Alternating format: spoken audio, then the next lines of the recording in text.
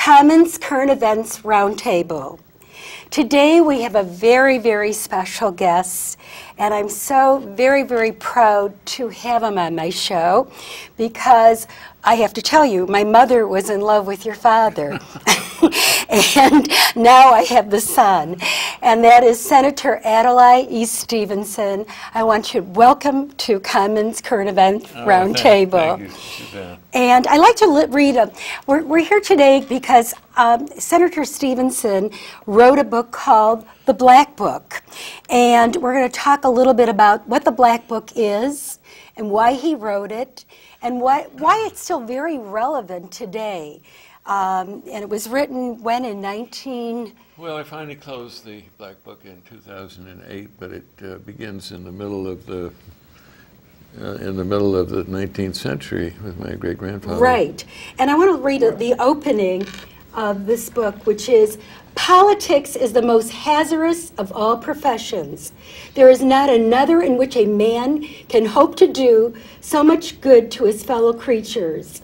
Neither is there any in which by a mere loss of nerve he may do so widespread harm, nor is another in which he may do so easily lose his own soul, nor is there another in which a positive and strict veracity is so difficult. But danger is the inseparable companion of honor. With all the temptations and denigrations that beset it, politics is still the noblest career any man can choose." And who said it? Was Andrew Oliver, 1810. Oh my goodness. We're going to be going back from 1810 to 2011, it looks like, because there is so much here in the book that is so relevant. And first of all, it's called the Black Book, and you know, to me, a black book is something that you keep these little telephone numbers of your old boyfriends or old girlfriends, and you look it up, and that's the Black Book. But that is not what the Black Book is. So why don't you tell our audience a little bit, what is the Black Book? The Black Book was started by my great-grandfather, Vice President of the United States, among other things. Adlai was a great orator. And he had a habit of collecting bits of wit and wisdom, humor, anecdote, aphorisms, on whatever was at hand. It might be a place card, a menu, or something, and he'd stick it in a binder. And this binder expanded over the generations as each generation kept stuffing. And we organized it and reorganized it. It was a source of material for our speeches. And I have named my book after this binder, which we called the Black Book in my family. It's so interesting because your great-great-grandfather was the vice president under Grover Cleveland, and then your father, your grandfather, not your father, but we go to your my great-grandfather was the vice president, right, who started the Black right. Book. My great-great-grandfather was Lincoln's sponsor. Oh, we didn't even get to him. Jesse Fell. Oh, okay.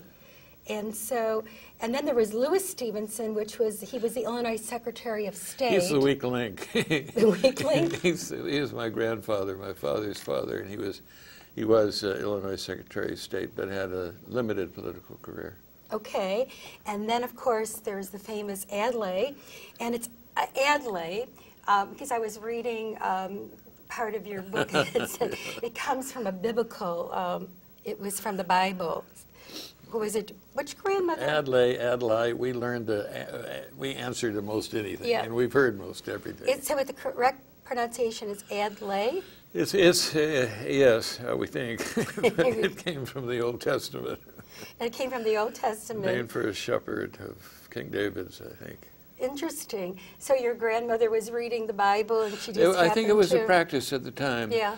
They picked names out of the Bible for their children, and in this case, somebody picked Adlai. There aren't many of them. I know. I don't know any Adlai except for your family. If you do, it's probably a cousin, yeah. Right, from your family. Or a child. Right. And then, so that was your father was the governor, and then you thought you were going to be, as we talked about earlier, that you were going to be Adlai the last, but then now you have a son, Adlai, and a grandson, Adlai, and yes, he's the fifth. So we got a fourth and a fifth. we have the next and the last. Well, exactly. You think it's the last. It's probably not the last either. But one of the things that was from the Black Book was one of your purposes in publishing the book of the Black Book was to remind readers what politics was and what it can be and what it is. So maybe you can tell a little bit about what it was and what it can be and what it is. I mean, that's a big recipe for you to discuss. Well, that's the main purpose. I'm trying to record the values which we experienced over these 5 generations, the values which created this country, and contrast them with the values which undermine our country today. I'm trying to draw lessons from a rich American past for our future. There are many examples, and not confined to politics. There are chapters in there about the law and the practice of law, economics and finance, of course many on foreign policy. But our founders created a representative form of democracy. They were creatures of the Enlightenment. And they saw democracy, as my father did, as a means not of acquiring power, but as a means of informing the people so the people could make a sound judgment. And my father, for example, running for president twice, said, what wins is not, who wins is not as important as what wins. And in those campaigns, he spelled out his agenda for America. He started the strategic arms limitations process. He laid the programmatic foundation for the new frontier and the Great Society. In losing the election, he could still govern. He could still win. He could still win. And that was the purpose. It was not power. Well, do you think that we're not doing that now? People aren't really getting to know the candidates. I mean, it's so. I just don't recognize this politics. The Senate, for example, which I entered in 1970, in that Senate, I don't remember any partisanship, even over Vietnam, over Watergate. We did not divide along partisan lines. Chuck Percy from Illinois was my friend and my partner, and we saw eye to eye on issues.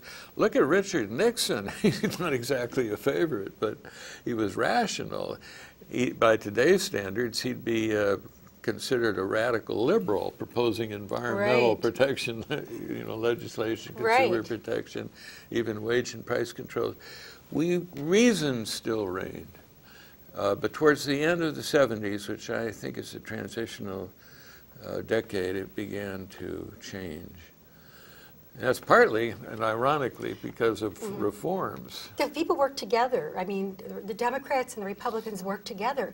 There's so much divide right now. I mean, and even in the Republican Party, there's the Tea Party and the moderate Republicans and this Republican and that Republican. And even in the Democratic Party, there's the middle-of-the-road Democrat, and then there's a very left-wing Democrat. I mean, they're not what, that I grew up with.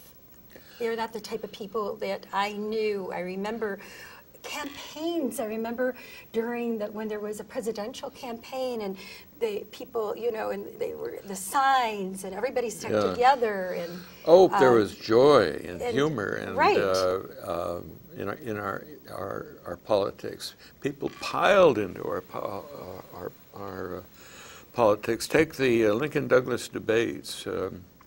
Proposed by my great-great-grandfather, Jesse Fell, to Senator Stephen A. Douglas on just one subject, the transcendental issue of the time, which was extension of slavery into the territories. 7 debates followed, 3 hours each, And people came by foot and by wagon and by horseback to be a part of their politics. I mean, you And said that brought Lincoln to the nation's attention and shaped our future. You said they came in droves. They came by horseback. And now people don't even want to go to the polls to vote. I mean, there they came. I mean, all from miles and miles. That's what you used to say. One way of voting is with your feet. When you look at some of these candidates, that's not maybe an appropriate way of voting. When you said that you always call him the Gov. Your dad is the Gov. I like that in the book. The Gov, the Governor Adali Stevenson. That's Adali Stevenson II. Of course, I'm talking to Adali Stevenson III. Maybe someday I'll have on my show the 4th and possibly the 5th. But what wins is more important than who wins, and that's what he said. Help me understand what that means. What wins? Well, is that's more what important. I was saying. It's the policy. He was, he was a creature of Woodrow Wilson's international liberalism, and inspired, albeit by Lincoln. His purpose wasn't power. He wanted, and was an architect of the post-World War order, which created the United Nations, the World Bank, the IMF, the World Health Organization. He was trying to create an order that would preserve peace, for all times. It wasn't winning the election. Well, he was elected governor of Illinois. I was the driver in that campaign, and this is, one of the ironies. As I was a reformer, as we reformed our politics over the years, in many ways we made our democratic politics less democratic. He was chosen behind closed doors. He was nominated by the leaders of the Democratic organization.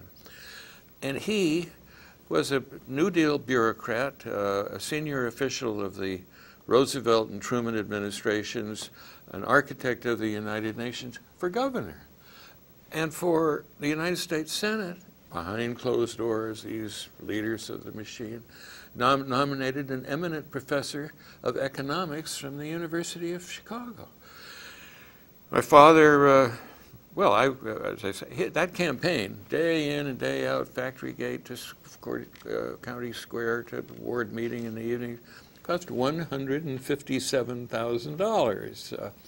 And then he went out and recruited the best he could find to clean up Illinois, reform Illinois. They did not pay to play, as they say nowadays. You sacrificed to serve your government, and they did they did reform. Did he live in the governor's mansion? Yes, he even lived in the governor's. Yes, see, with one governor. We moved from right here. This is our old stomping ground near Really? here in Island Park. We rented out the house and moved to Springfield. We were just talking about governors and what's going on. We have now Blagojevich on his way to the prison, and we had Ryan to the prison, and unfortunately we talked about Kerner, which he had an unfortunate situation going to prison, because I do know people that know him also, and they say he was a very fine, upstanding person, but look what's happening in our politics. I mean, our like Wiener and what's his name, the governor from California, Arnold Schwarzenegger. Look what's going on in our politics. I don't remember all that. What's terrible. Well, and it gets back to what I was remember that starting when I was growing up. To say, after Watergate especially, we tried to make our reformer politics, usually in the name of more democracy. And many of our reforms are very good. We had in the Senate financial disclosure and elaborate conflicts of interest legislation, conflicts ethics code, which I had to enforce as chairman of the new Senate Ethics Committee and so on. But then we did something else. To let the sunshine in, we opened all the doors. We used to, when it came to actually legislating, line by line by line. Senators did that. They don't do it anymore. We closed the doors. As soon as we opened the doors, to let the sunshine in, we let in the lobbyists. We let in all the interest groups. And that's when the money started pouring in to take advantage of the new access to the political process. The media began to change qualitatively. It became much more electronic, much more less focused and less substantive. And then of course, in the late 70s, in the early 80s, as the ideologues were leaving Beijing, ideologues began arriving in Washington with Ronald Reagan, a familiar social Darwinian economics, very simplistic ideas and reason began to subside. Money, partisanship began to take over. Was it controlled as much by money? I mean, nowadays, it's unfortunate because in Europe, which I really respect, that the candidates get, I believe, $25,000 each candidate, and they can run their campaign whatever way they want, but that's it. They can only spend up to $25,000. Where here, well, and the whole campaign may take 4 or 5 weeks. Right. They're parliamentary systems. Right, and they can only have a certain amount of weeks. You're correct. Ours goes on from, it's starting now, it'll go on to 2000, when's the next election? 2012, correct? And they never stop. The money never stops. And the money keeps just, I mean, we're talking about our nation, and the people are, the economy is bad, the people are hungry, there's no homes, people are getting kicked out of their homes because they can't pay their mortgages, and yet these campaigns are going to be running into millions of dollars. And why is that? I mean, I don't remember, that didn't happen in your dad's days, your grandfather's days, of course not. Why, how did that happen? How did that turn over like that? Well, you know, as I was saying, the media began to change, became more electronic. The costs of campaigning went up. And also, the party organization broke down. We weren't anointed and closed, you know, behind closed sessions. Primaries spread. And primaries tended to move up earlier. The campaigns got longer. So you had to raise money for primary campaigns, for the general election campaigns to meet ever higher costs. We used to be, you know, very sensitive about money. That was not something we wanted to talk about. Dinners. Remember you talk about your dinner when you were running for, how much was your dinner? Well, the first one was 98 cents. 98 cents. Then we had to up the price because of the inflation in the Nixon administration to $1.18, I think. Right, for a dinner. If I wanted to come see you get elected, or see, I could come for my $1, my $2, and I could have a nice dinner. Now, if you, $1,000 is cheap. I mean, if you see a candidate for $10,000, it's incredible. We were self-conscious about money, but nowadays, your viability is measured by your bankroll. You have to keep the money coming in to keep yourself up in the polls, to keep the money coming in, to be taken seriously in our politics. And it's unfortunate because we're missing out on some real good people, but they can't afford to be in the race because they can't win without that money. Good men are leaving and many are not entering because they don't want to spend year after year after year after year shaking the tambourine, raising money. And money not from the good citizen. These are from investors, people who expect a return, or they wouldn't be pouring these millions and millions of dollars into the campaign. So you're saying they're trying to, if I'm putting millions of dollars into a campaign, I better get my whatever I want, you know, out of it. Well, you wouldn't be putting $1 million in. If I'm a banker, if I'm whoever I am, what my profession is, something I got to get. The lobbyists proliferate, the lawyers, the consultants. It's a big business in Washington now. And you can see where it comes. The biggest sector is the financial service sector. Mm-hmm. The lawyers are charging a lot of money. They're on the payroll of the government. Well, senators leave and their staffs leave the Senate to become lobbyists and consultants. That never used to happen in the old days. It's unreal.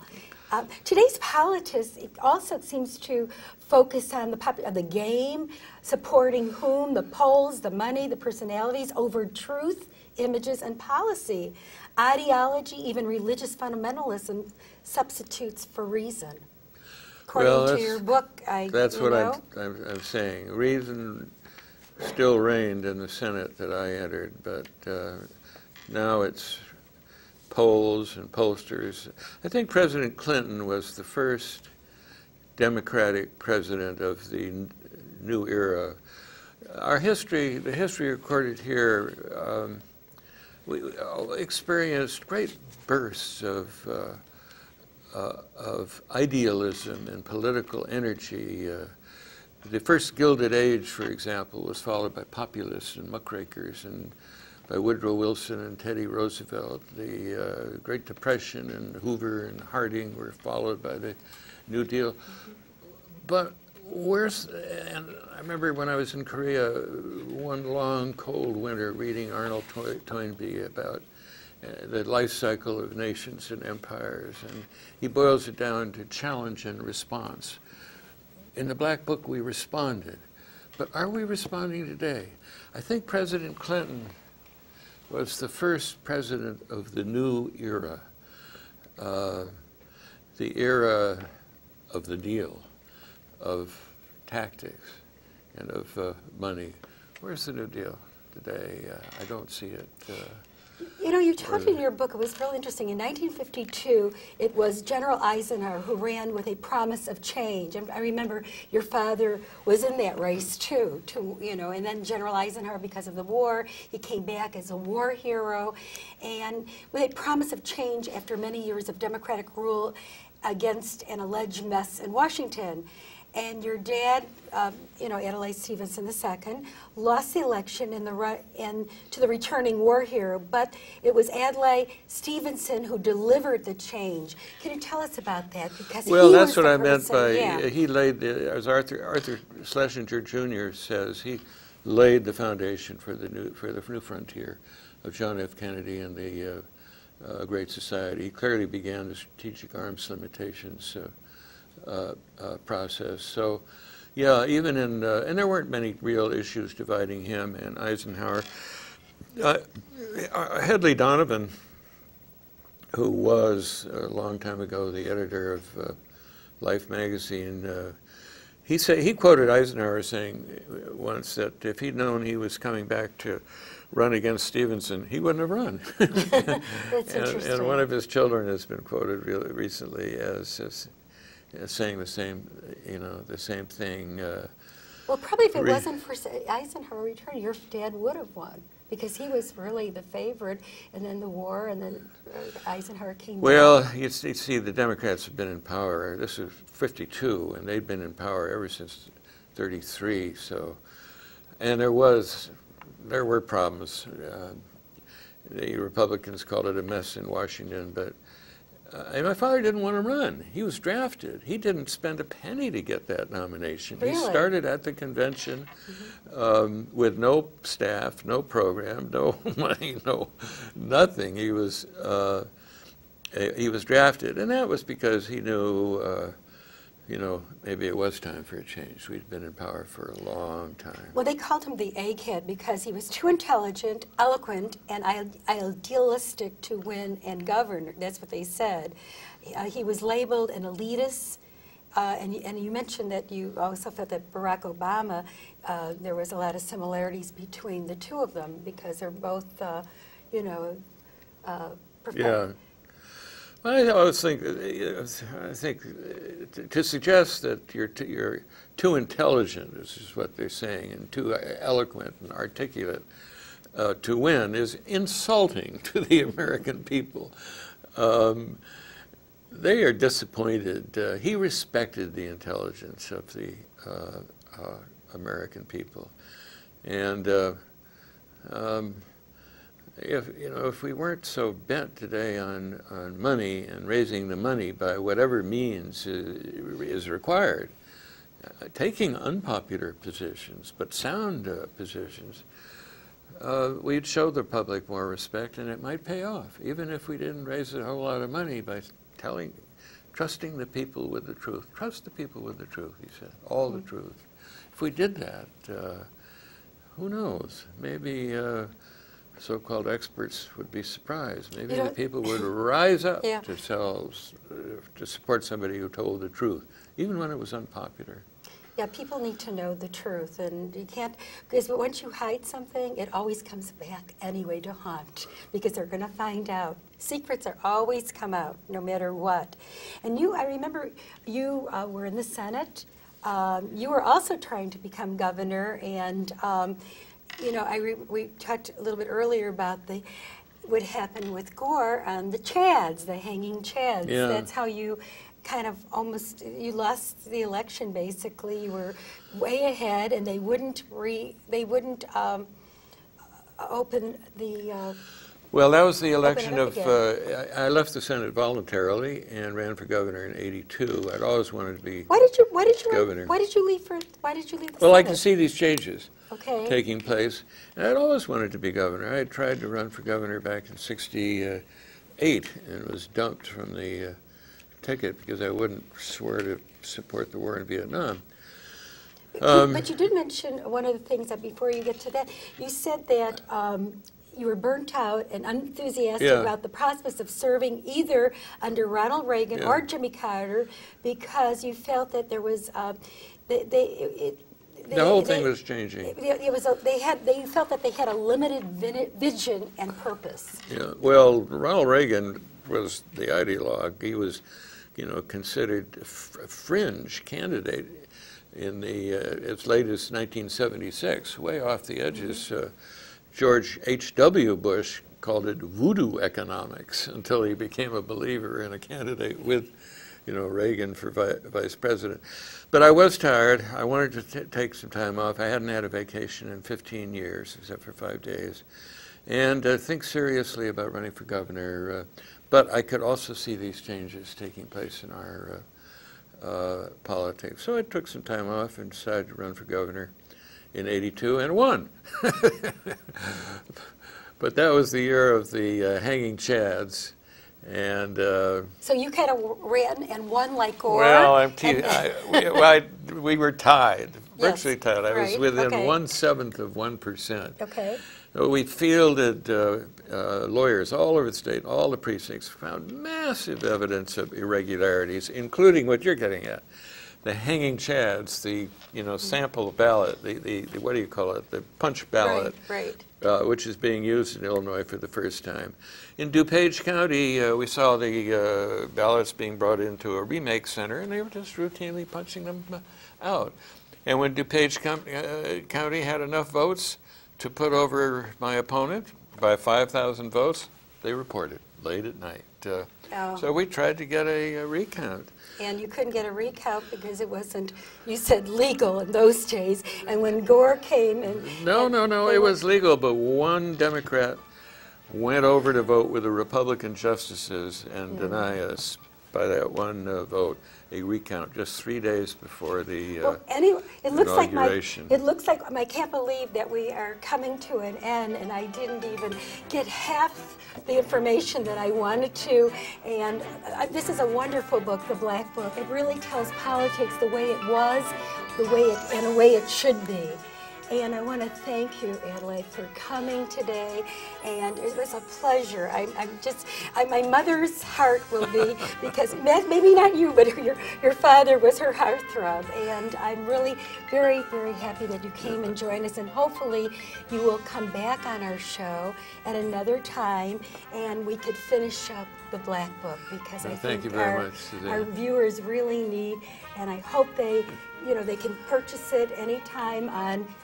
The website is the best, easiest way to do it, but thank you very much, Suzanne. I feel like I'm back in my childhood stomping ground. I'm pretty close. And I really, really appreciate you coming. And since I see that we have the second, the Black Book swings between the solemn and the humorous, between the utopian and reality, between political theory and practice, between abstractions and theory.